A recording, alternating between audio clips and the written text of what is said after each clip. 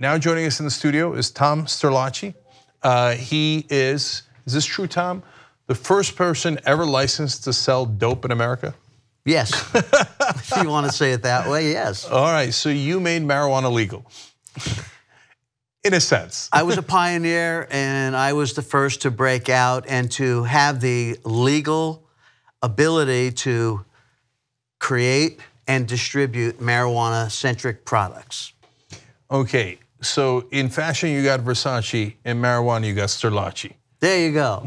Okay, so in a sense though, you got lucky. You were in Denver, Colorado, and you guys were the first to legalize, right? But so what made you want to jump in right away and get that first license? Well, Jank, I have a long career of being on the bleeding edge of technology. Prior to doing the marijuana thing, I was doing speech recognition. You talk to your phone and it types. You talk to a computer and it listens. That's what I was doing. I got tired of corporate America after 38 years, and I decided, well, what else is happening? And I started two companies, an alternative energy company and the cannabis company. I got the first license, and the cannabis company took on a life of its own. Yeah, I bet it did. So you were involved in both green rushes, in both green movements to make energy more green, and also in the case of marijuana. That's true. That's true. So maybe we can call you Mr. Green. Yeah, you could call me that. So how did it take off? So it gets legalized. You set up shop. You get a license. You're legal. Was it a freight train? Did all of a sudden business boom, or no? No, it didn't start like that. It actually started relatively slowly. You actually got a license to get in line to get a license. And prior to House Bill 1284, we were making stuff out of our own kitchens. And we were doing things that were legal, but the legal compliances, the rules, the regulations were just being formulated. You know, I took a lot of active steps into helping formulate that. I had 4 meetings with the Marijuana Enforcement Division. I testified in front of the House on child safety and packaging and things like that, as well as bringing in a Hickenloopers group to teach them. So it was a learning on both sides, on our side as producers, and also on the people who are trying to track and understand this from a legislative perspective. Yeah, and for those of you unfamiliar with Colorado, Hickenlooper is not a strain of weed. It's the governor of Colorado. But I could see like, hey, can I get a Hickenlooper? Anyway, so you go through all that rigmarole, but is it, I still get the sense that it's not a booming business. But I have no idea. That's why I'm asking you. Well, Jake, you had an excellent question, and that is that we started medically with licensing. So it took a couple of years to get up to 100,000 patients. Those were the only people you can sell to. So it didn't like just take off and become a rocket. We were all just building brands. We were learning process, procedure. We were trying to work with the powers to be, if you will, to do things the right way and the compliance way. So it was a slow start. And if you would think about, my company was 80% penetration in the market. I had 80% distribution in the state of Colorado. You would think that that was millions and millions of dollars a month, but when you do the numbers and say, well, there's only this many patients, there's only this many dollars. But it was a difficult thing to get yourself out there and to continue to be on the good side of the law, so to speak. Right, because they're always making it hard. Here's when it's going to get easy, when big corporations come in. And then all of a sudden they're going to grease all the politicians and we're off to the races. Has that not happened yet? Yes, it has. And it has more so from a licensing perspective. So Colorado, for one, had unlimited licenses. At least they have for the first few years, so that anybody with the wherewithal to get involved and the $12,000, $17,000 can get a license. But some of the states had licenses limited from anywhere from 6 to 126. So that's where the people with the clout, with the backing, with the political know-how, if you will, started getting these licenses because they realized this is going to be a $73 billion business by 2030. So yes, it's already started to change. And some of the big companies out there like R.J. Reynolds, Anheuser-Busch, Procter & Gamble, Monsanto, there's a lot of them out there, Big Pharma. They're kind of sitting, they're not exactly idling on the sidelines. They're doing things to get prepared to jump in. That's what I call phase 3.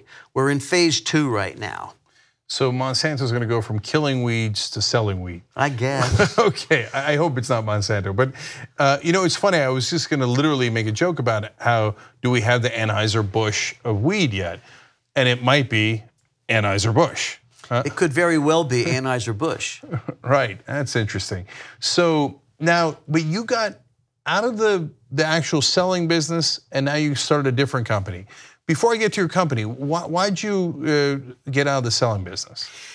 Well, I had 4 different companies. I did edibles, I did concentrates, I did cannabis supplements, as well as vape oils, vape pens. The thing is that I'm not really a general manager type. I'm more the cutting edge type. You know, I like to go where fewer or anyone has gone before.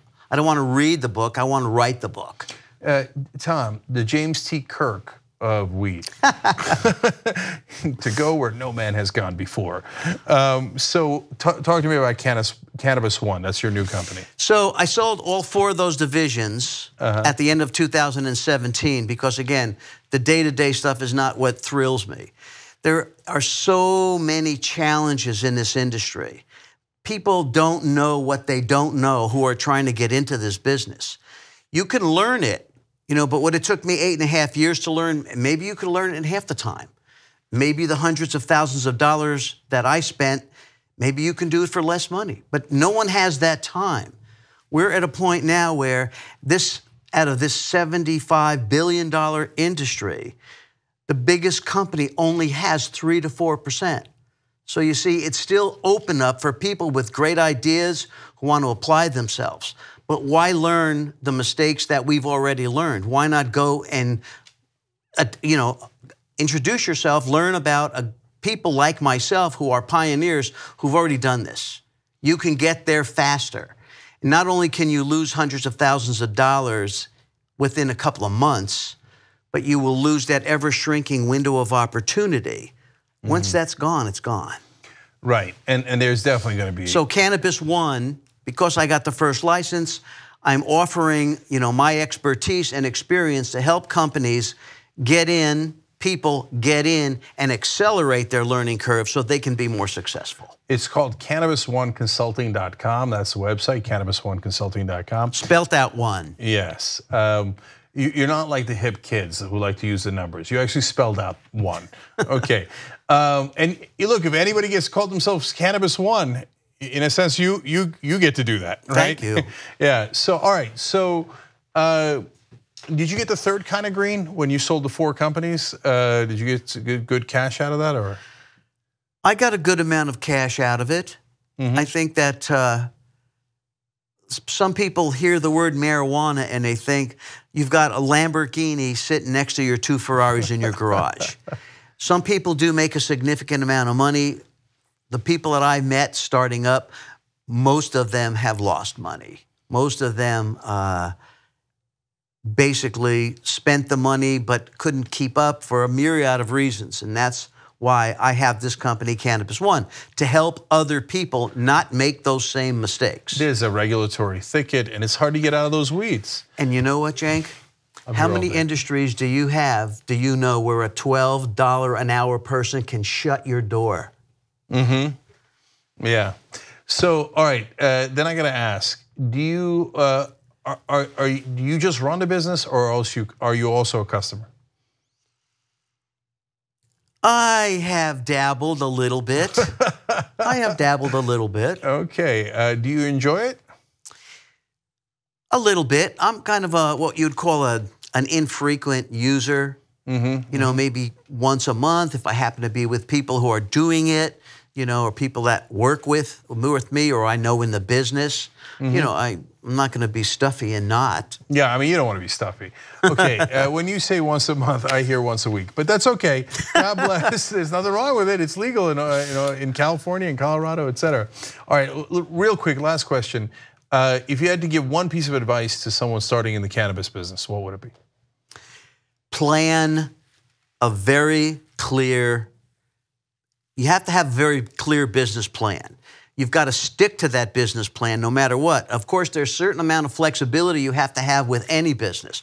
But because things move so fast and change so quickly, it's so easy to get off track and to be distracted. So you really have to put a plan together that's a workable plan. You need to plan for every possible misstep and don't step in any potholes, pun intended. Oh, okay, he's got puns too. Otherwise, your business will go up in smoke. All right, Tom Sterlacci, thank you for joining us. Cannabis1consulting.com is the website. We appreciate it, brother. Thank you, my friend. All right, enjoy the Mile High City. There you go.